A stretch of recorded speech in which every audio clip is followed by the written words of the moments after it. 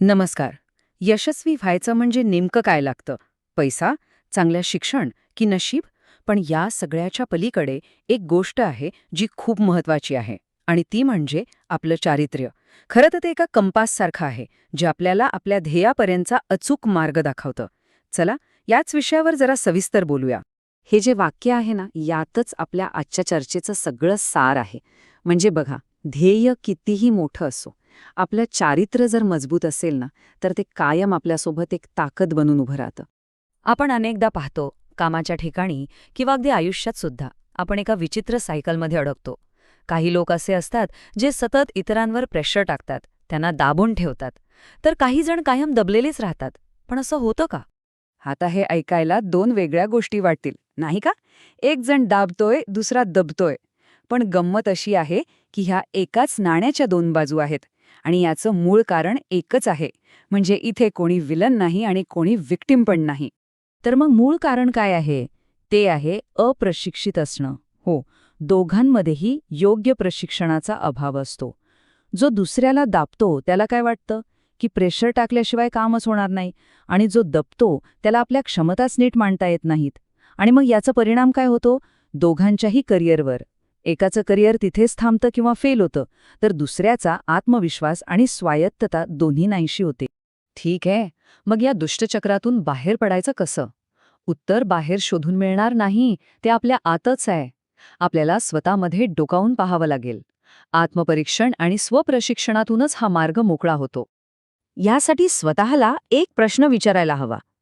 माझ्यात असं काय कमी आहे ज्यामुळे मी एकतर इतरांना दाबतो किंवा त्यांच्याकडून दबला जातो?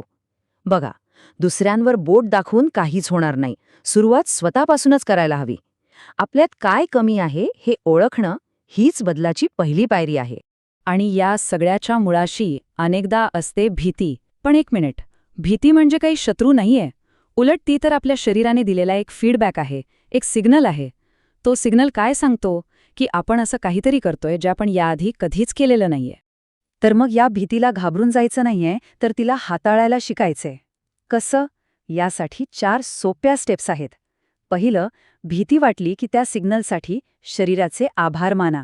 दुसरं, स्वतःला सांगा की काहीही झालं तरी मला माझं काम करायचंच आहे. तिसरं, ते नवीन काम करून टाका, जेणेकरून तुमच्या ब्रेनमध्ये एक नवीन फाईल तयार होईल. आणि चौथं, पुढच्या वेळी जेव्हा तेच काम समोर येईल तेव्हा शरीर त्याला ओळखेल आणि तुमचा आत्मविश्वास आपोआप वाढेल. सोपं आहे ना? बरं, तर भीतीवर मात करून आपली मानसिकता कशी बदलायची हे आपण पाहिलं. आता पुढे जाऊया आणि बोलूया त्या सवयींबद्दल ज्या एक मजबूत चारित्र्य घडवण्यासाठी आवश्यक आहेत. ध्येय अगदी साधं सोपं आहे.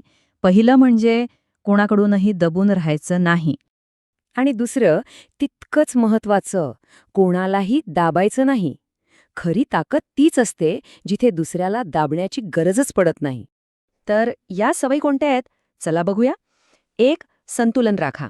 म्हणजे काय? तर थकण्यापूर्वी आराम करा आणि आळस यायच्या आधी कामाला लागा. दुसरं, आळस टाळा. कामाकडे ओझं म्हणून बघू नका. तिसरं, आपल्या इंद्रियांना ट्रेन करा. काय ऐकायचं, काय वाचायचं हे स्वतः निवडा. ज्या गोष्टी आपला पाया कमकुवत करतात त्या टाळा. चौथं, नाही म्हणायला शिका. गरज पडली तर आरशासमोर उभं राहून प्रॅक्टिस करा.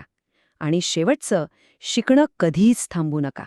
सतत शिकत राहिल्याने नवीन संधींची दारं उघडतात. आता आपण जवळजवळ शेवटच्या टप्प्यात आलो आहोत आणि इथे एक खूप इंटरेस्टिंग गोष्ट आहे. जेव्हा आपण आपलं चारित्र्य इतकं मजबूत बनवतो तेव्हा फक्त आपणच नाही, तर एक मोठी शक्तीसुद्धा आपल्या मदतीला येते. आणि ती शक्ती म्हणजे निसर्ग. असं म्हणतात की ज्या माणसाचं चारित्र्य बलवान असतं ना, त्याला त्याचं ध्येय गाठण्यासाठी निसर्गसुद्धा पूर्ण मदत करतो. विचार करा, आपल्या आतून केलेल्या बदलाचा यापेक्षा मोठा पुरस्कार तो काय असणार? तर मग विचार करा, आजपासनं आपण आपल्या चारित्र्यरूपी इमारतीची कोणती वीट रचणार आहोत?